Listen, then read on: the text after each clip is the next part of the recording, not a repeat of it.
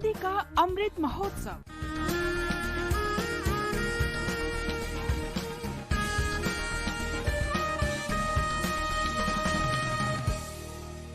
आजादी का सफर, आकाशवाणी समाचार के संग एक राष्ट्र का उदय। भारत का गौरवशाली स्वतंत्रता संग्राम आधुनिक विश्व के महानतम स्वाधीनता संघर्षों में शामिल है और आकाशवाणी से हम हर रोज लेकर आते हैं आपके लिए इसी संघर्ष की एक झलक। आज हम राष्ट्रवादी नेता फिरोज शाह मेहता को याद कर रहे हैं, जिनका जन्म 4 अगस्त 1845 को बॉम्बे में हुआ था।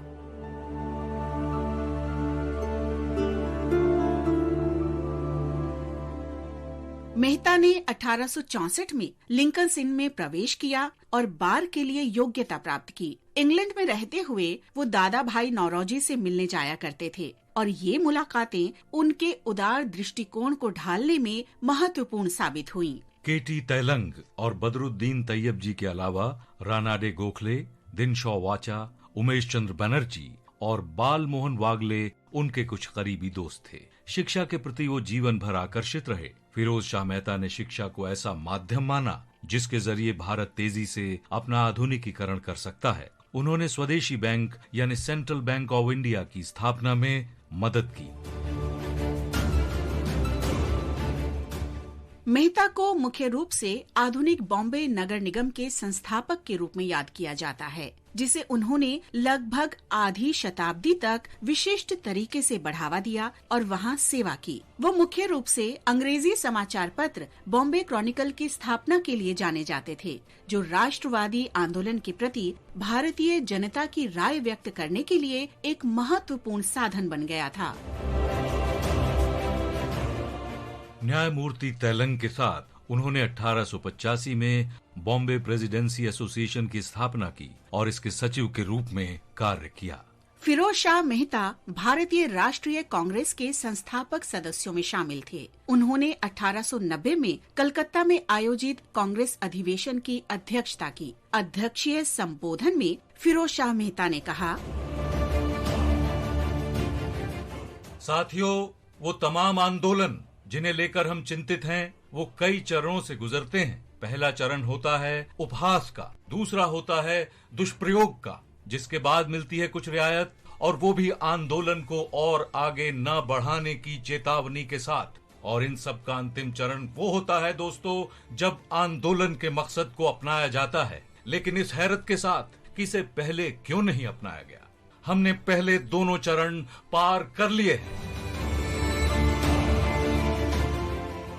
आज हम शहीद रामकृष्ण बिस्वास को भी याद कर रहे हैं, जो बंगाल के चटगांव के निवासी थे, जो कि अब बांग्लादेश में हैं। वो मास्टर दास सूर्य सेन के चटगांव के क्रांतिकारियों के समूह के सदस्य थे। मृत्युहीन प्राण सूर्य सेन करे गेल दान, हासि मुखे पड़लो फांसी, जानलो शिखा निर्वाण।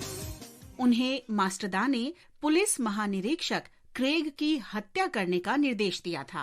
वे रामकृष्ण काली चक्रवर्ती के साथ 1 दिसंबर 1930 को चांदपुर स्टेशन गए। उन्होंने क्रेग समझकर कोमिला के चांदपुर में इंस्पेक्टर तारिणी मुखर्जी को गोली मारकर उनकी हत्या कर दी। पुलिस ने उनका पीछा किया और उस जगह से करीब 22 मील दूर उन्हें पकड़ लिया गया। अदालत में उन पर मुकदमा चलाया गया और उन्हें मौत की सजा सुनाई गई।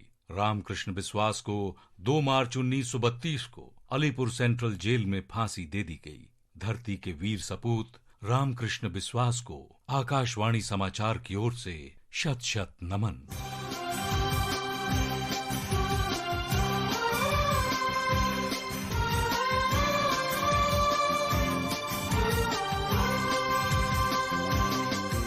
चार अगस्त लाल सिंह की भी पुण्यतिथि होती है। उनका जन्म 1890 में पंजाब में हुआ था। अंडमान द्वीप में ले जाए जाने के बाद उन्होंने वहां अपना व्यवसाय स्थापित किया।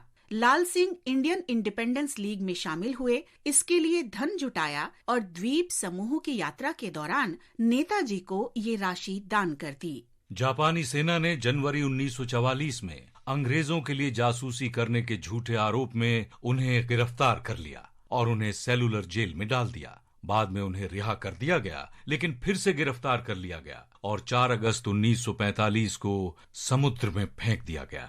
धरती के वीर सपूत को शत शत नमन।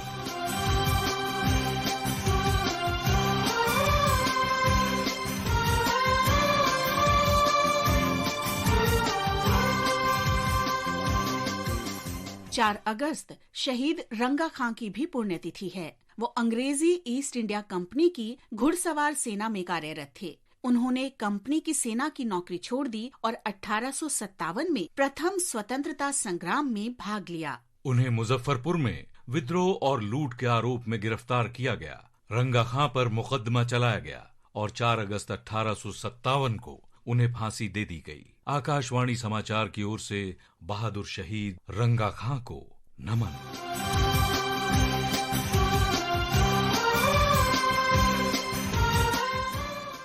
आजादी का सफर आकाशवाणी समाचार के संग श्रृंखला की ये कड़ी यहीं संपन्न होती है। कल फिर मिलेंगे नई कड़ी के साथ।